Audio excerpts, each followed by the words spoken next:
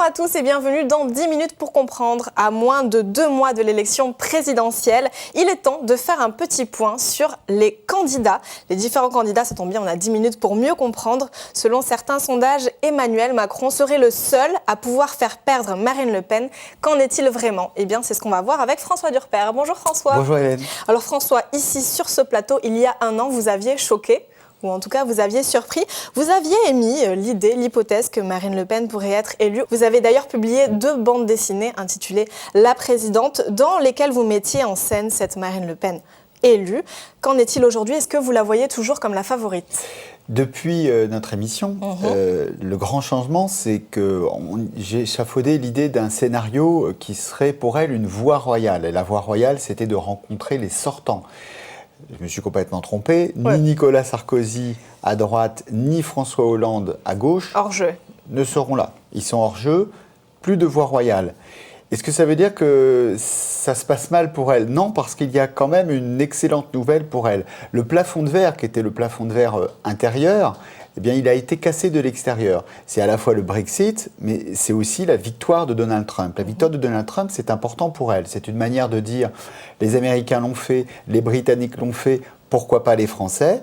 Et puis, c'est aussi une manière de dire que face à eux, face à des gens comme Trump, il faut des gens comme eux, des gens qui parlent leur même langage, puis les gens qui défendent les mêmes idées. Donc plus de crédibilité pour elle. Bien sûr, pour elle, c'est de la crédibilité en plus. C'est le plafond de verre qui se casse de l'extérieur.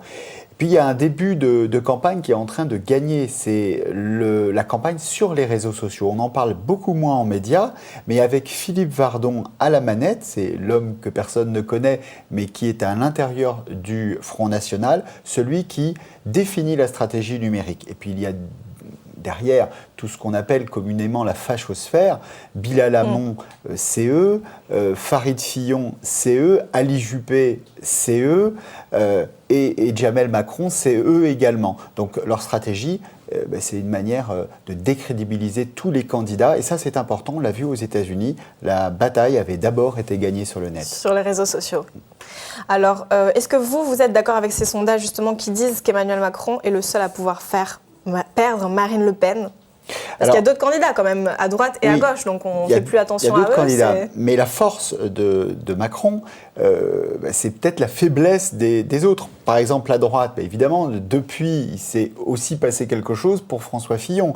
François Fillon, on le voit, il est empêtré dans une affaire. Toutes les affaires ne sont pas rédhibitoires. Celle-là risque de l'être pour 3 raisons. Pour qu'une affaire soit vraiment rédhibitoire, il faut qu'elle touche à un élément de personnalité que les gens ne connaissent pas. Je vous donne un exemple. Lorsque les Américains apprennent un mois avant que Donald Trump tient des propos assez particuliers sur les femmes, ils répondent aux enquêtes nous n'avons rien appris et ça ne change absolument rien. Ça ne les surprend pas. Deuxième chose, il faut que ça attaque des points du programme. On voit bien François Fillon aura du mal à développer un programme de sang et de larmes.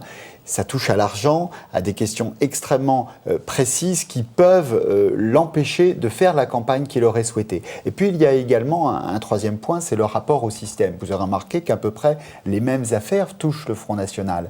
Mais lorsqu'une affaire touche Marine Le Pen, eh bien c'est comme si le système lui en voulait. Lorsqu'une affaire touche François Fillon, c'est la preuve que le système est corrompu. Donc c'est très injuste peut-être, c'est à géométrie variable, mais c'est le positionnement élite et anti-élite qui là est en train de se jouer. Puis du côté de la gauche, il y a 2 choses. Il y a la division entre Hamon et Mélenchon. Aucun des deux n'a totalement décroché. Donc, eh bien, les deux peuvent prétendre à se maintenir. Donc là, c'est la guerre des égaux. Imagine-t-on Mélenchon renoncer alors qu'il est à 1 ou 2 points d'Hamon et qu'il peut penser le dépasser. Et puis, même si l'un des deux passait, il y a la grande question du report de voix. Pour le moment, les sympathisants de droite ne se reporteraient pas vers un candidat de la gauche qu'ils jugent trop à gauche. D'accord. Donc dans ce contexte, à votre avis, quels sont les atouts qu'Emmanuel Macron a et que les autres n'ont pas? Alors il y a un atout principal d'Emmanuel Macron, c'est de pouvoir réunir la moitié des voix de droite et la moitié des voix de gauche. Ouais, c'est pas celui négligeable. qui peut avoir ce report de voix lui permettant de passer ce deuxième tour face à Marine Le Pen. En quelque sorte, François Fillon, lui, dans un tweet, l'a insulté d'un terme, enfin c'était un terme qui servait à insulter Luc Ferry il y a quelques années, c'est le populiste mondain. Et ce terme, en fait, est intéressant parce que populiste mondain, c'est presque l'atout de Macron.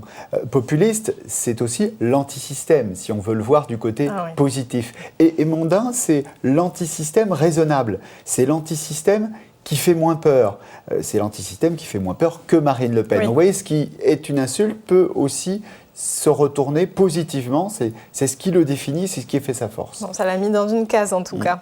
Là, c'est très théorique ce qu'on est en train de dire. Comment est-ce que ça pourrait se traduire dans les intentions de vote ? Alors, un dernier sondage traduit de manière concrète un peu ce qu'on vient de dire. C'est le sondage Elab BFM TV d'il y a quelques jours, où l'on voit deux indicateurs importants. Sur le candidat qui veut changer les choses, on voit que Marine Le Pen est très très haut. C'est la candidate qui veut le plus changer les choses. C'est le changement, 58%.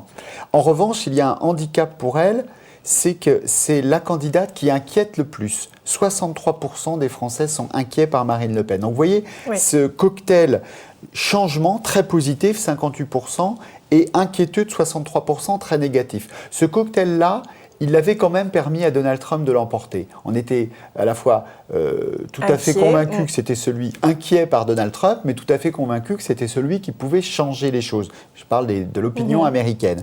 Alors seulement, ça pourrait être différent pour Marine Le Pen, parce que Marine Le Pen a en face d'elle, non pas Hillary Clinton, mais un Macron qui a des indicateurs intéressants, veut changer les choses, 53%, et inquiète, 41%. Donc ça veut dire que Macron inquiète beaucoup moins qu'une Marine Le Pen, le fameux populisme mais mondain, le côté un peu raisonnable. Mais en revanche, il veut changer les choses. Hillary Clinton, par exemple, était sur moins d'un Américain sur deux qui pensait qu'elle incarnait le changement. Lui, c'est 53% des Français. Et vous voyez, elle est assez proche de Marine Le Pen, alors que par exemple, un François Fillon, il est seulement à 39% sur l'indice de changement. Ce qui est assez particulier, parce que si on regarde vraiment les programmes, François Fillon a un programme, d'ailleurs un programme beaucoup plus défini et puis de changement radical. Oui, mais les Français voient Macron comme quelqu'un qui veut changer les choses. D'accord. Alors vous, qui est-ce que vous voyez gagner ? Est-ce qu'il est déjà temps de faire les pronostics ? Alors, pour l'instant, il est favori, mais il y a des indices de faiblesse chez Macron, des choses à corriger d'ici le premier tour, et ce qu'on verra d'ailleurs, je pense, dans une prochaine émission. Dans une prochaine émission. émission. Ça ne sera pas 10 minutes pour comprendre, mais 45 minutes. Vous allez nous avoir encore un petit moment. Vous allez voir, ça va être très intéressant. Donc, c'est maintenant la fin de cette émission. Merci beaucoup, Hélène. François, d'avoir été avec nous. Merci à vous de nous avoir suivis. N'hésitez pas à réagir sur les réseaux sociaux, si vous voulez, avec le hashtag 10MPC. Je vous dis à très bientôt. Et en attendant, gardez bien les yeux ouverts.